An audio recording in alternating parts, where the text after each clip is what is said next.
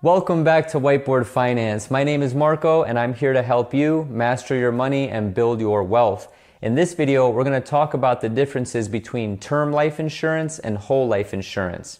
So insurance is one of those things in life that's pretty much necessary because, well, life happens. I could finish recording this video right now, go for a bike ride and get hit by a car, and that's that. Whiteboard Finance is over. Even though I'd like to think that my audience would create a Facebook memorial page and share my videos into eternity, but we all know that probably wouldn't happen. So the fact is that we're all eventually going to need life insurance at one point or another all throughout our lives. So in this video, I'm going to go over the differences between term and whole life insurance.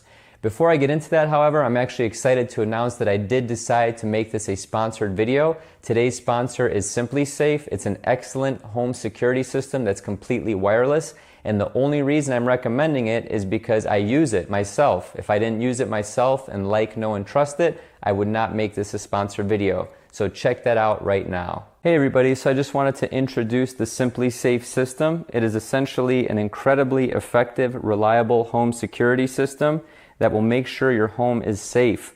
So basically your home is professionally monitored 24/7, so if anything happens, they'll make sure the police get called. So this thing is kind of like the brains of the operation here, okay? So there's a lot of really thoughtful features. So you can see here that there's a little sensor up here, so if the glass gets shattered, it automatically notifies the authorities and this thing starts ringing like an alarm. There's also really cool features like these little sensors here that go to the window. So if this is lifted or separated while it's being monitored, that will also notify the alarm. So essentially you're covered. It's really easy and intuitive to use. All you have to do is just put in your PIN on this pad right here. So it's just like any other home security system. So the pricing is pretty fair and honest. It's only 50 cents a day with no contract and you can cancel anytime. So the nice thing is that it's equipped for the worst case scenarios. So in case you lose Wi-Fi or power, so this is my Ethernet cord going into my router right there. If that gets cut or broken, this thing will still work. So it's equipped in case the system is attacked, if you lose power or if you lose Wi-Fi.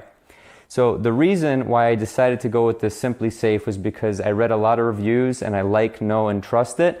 This is essentially my business right here. This is my full-time income. So I need to be able to protect this system at all times. The nice thing about this system is that every single sensor that you see that comes with this thing is very sleek and small. So it's not obtrusive. All these sensors, you can barely even see them. So here's the one that detects if your thermostat stops working, if the temperature gets below a certain temperature, that will actually notify it.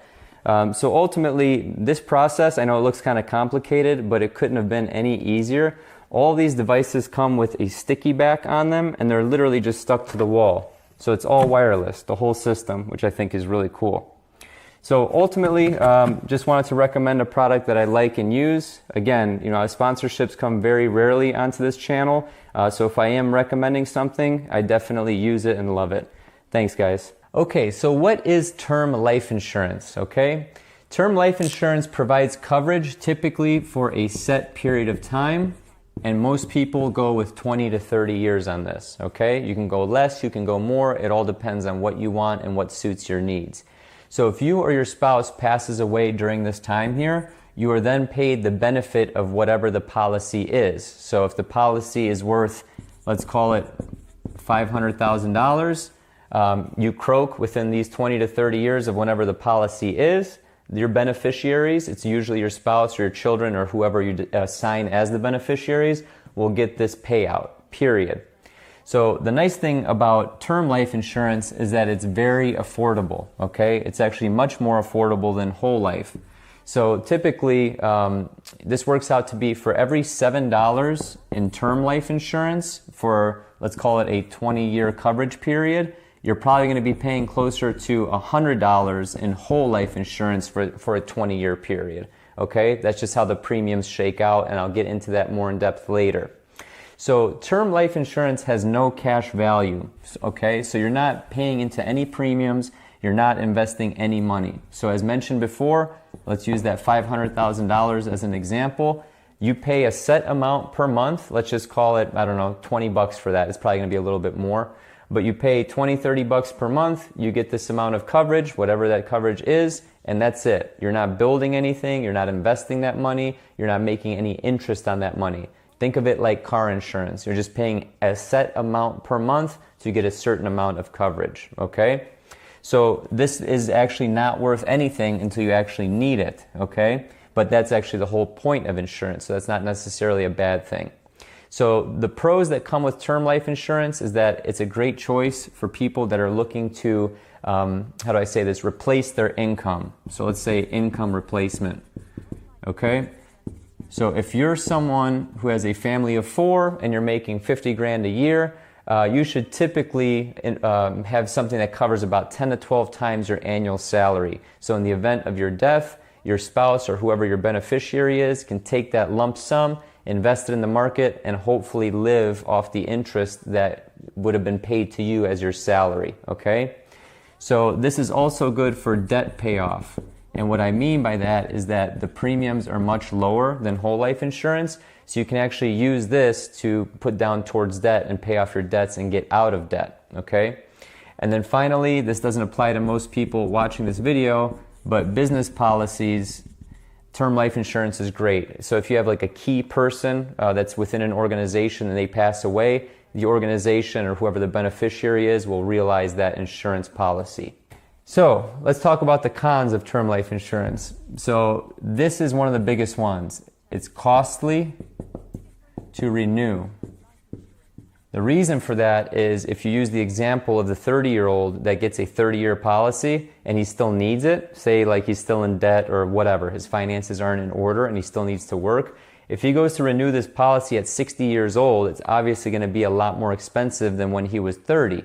When you're 30, you have a lot more life to live, you're generally healthier, there's less health risks. When you get older, obviously you have less time to live, meaning the policy has a higher chance of being paid out, which means that the numbers have to work for the insurance company. So that was the cons of term life insurance. Let's get into whole life insurance. So what is whole life insurance? So whole life has 3 components that we need to talk about, and this is what differentiates it from term. The first one are the premiums that you pay. So there's both premiums, obviously, in the term. That was the $7 versus the $100. So there has to be a reason why the whole is so much more. Why is it $100? So the premiums are the first component. The second is the death benefit. Okay, this is just what it sounds like. This is the amount that you're paid upon your death. So let's just call it 500 grand for easy numbers. And then finally, this is the kicker. This is what differentiates whole versus term. And that's the cash value. And I'll put a dollar sign here. So the cash value is pretty much what gets accumulated and what these salespeople, the sales agents or the insurance agents try and sell you on. It's kind of like the savings component or the investment component of a whole life cash value policy, okay? So when you pay your premium, the money that you pay, remember this $700 and $100 a month? Obviously, a big part of that is going towards actually funding the death benefit for like the first 5 to 10 years, okay? Also, where these premiums are going in the beginning, they're not going towards your cash value, which you're led to believe. A very small amount is going towards the cash value. A majority of these premiums are going towards the commissions of the salesperson, so that's why they always try and push whole versus term. They're also going to the administrative fees of actually running the policy, and they're also going, like I said, to actually fuel or fund the death benefit, okay? So you're led to believe that, oh, if you have a cash value whole life insurance policy, you're going to make 10, 11% in the market, it's going to grow, and it's going to be tax deferred, and that's going to be your money, right? Well, actually, that's incorrect. After all the fees and all that stuff is said and done, you're typically averaging 1.5% on a whole life policy. Okay, let me repeat that. 1.5% to 2.2%. After you've paid into this death benefit for like 5 to 10 years, that cash value starts to build more and more based off the premiums that you're funding it with, okay? So beneficiaries, here's the big kicker. Beneficiaries are only entitled to the death benefit when you pass away, okay? When you pass away, the cash value that you've built up this whole time, that's the whole thing that you've been being sold on this whole time, goes away, okay? This gets absorbed by the life insurance company, believe it or not. this does not go to your beneficiaries, okay? So if you have a $500,000 policy, that goes to your beneficiaries, okay? The cash value does not. That goes back to the insurance company. So all this money that you saved, this $93 difference between the 7 and the 100, that $93 difference that you've been saving month after month after month after month, it does not go to your beneficiaries. It goes back to whoever your provider is, okay? The other thing is with whole life insurance, you have no choice in how the life insurance company applies the premium, okay? So when we talked about the premium for the first 5-10 years going towards a majority of the death benefit, the commissions and the fees, you can't choose what percentage of that goes to the cash value. It's basically whatever their policy says and whatever those underwriters and analysts have decided. So the thing is, you can actually, the only way to get this money right here, the cash value, is to cancel the policy and surrender your policy. So you lose the death benefit and then they'll cut you a check for whatever that cash value was. So you're losing your insurance, that's the whole point of getting insurance, just to get your money back that grew at a very poor rate, that 1.5 to 2.2%. So it sounds like I've been talking a lot of smack about the whole life policy. There are a couple different benefits here. That cash value portion is non-taxable as long as it doesn't exceed the total premiums that you paid. Okay, so if you paid, let's just call it 100 grand in premiums, as long as this cash value isn't above 100 grand, it's not taxable. Anything above that 100 grand is taxable, okay? So very quickly, let's just go over a quick recap of the pros of the whole life insurance, and then we'll do a quick recap of the cons, and then I'll get into a dollar comparison, if you will. So the pros of the whole life insurance is that you have coverage for life. It's not set to that 20, 30 years like we talked about in the term policy, okay? This is covered until the day you die, right? You can do that because, again, your family members aren't getting that cash value when you